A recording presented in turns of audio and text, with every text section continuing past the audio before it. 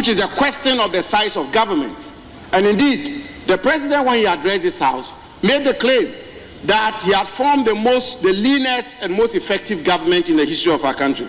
So I want to submit that you can have 10 ministers, another government can have 20 ministers, and the government that has 20 ministers may have a smaller government machinery, a smaller government size than you who have 10 ministers. And I want to demonstrate that, Mr. Speaker. Mr. Speaker, it's on record.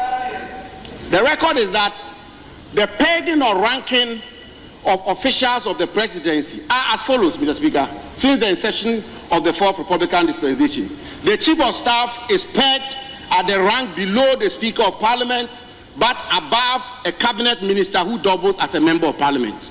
Mr. Speaker, a senior presidential advisor is pegged at the level of a cabinet minister who doubles as a member of Parliament. So a senior presidential advisor, by all intents and purposes, their salaries, emolument, conditions of service is equivalent to a cabinet minister who doubles as a member of Parliament. Mr. Speaker, a presidential advisor is pegged at the level of a cabinet minister who is not a member of Parliament. A presidential staffer is pegged at the level of a non-cabinet minister who is not a member of Parliament.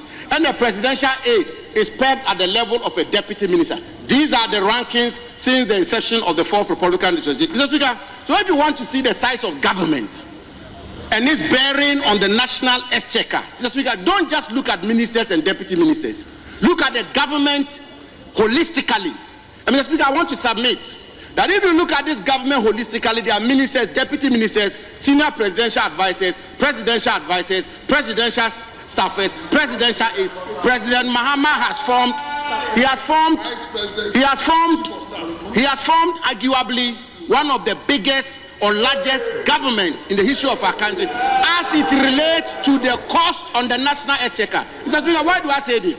Check, for example, the president has appointed Dr. Valerie Sawyer as senior presidential advisor in charge of government affairs. Her rank is a cabinet minister who doubles as a member of Parliament. So her salary, her emolument, conditions of service, everything to do with her office is at the same rank as a cabinet minister who doubles as a member of Parliament.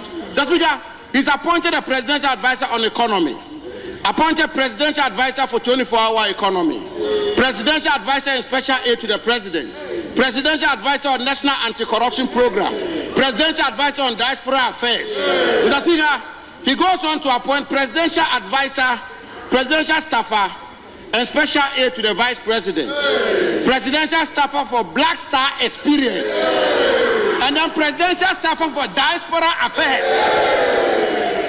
Mr. Speaker,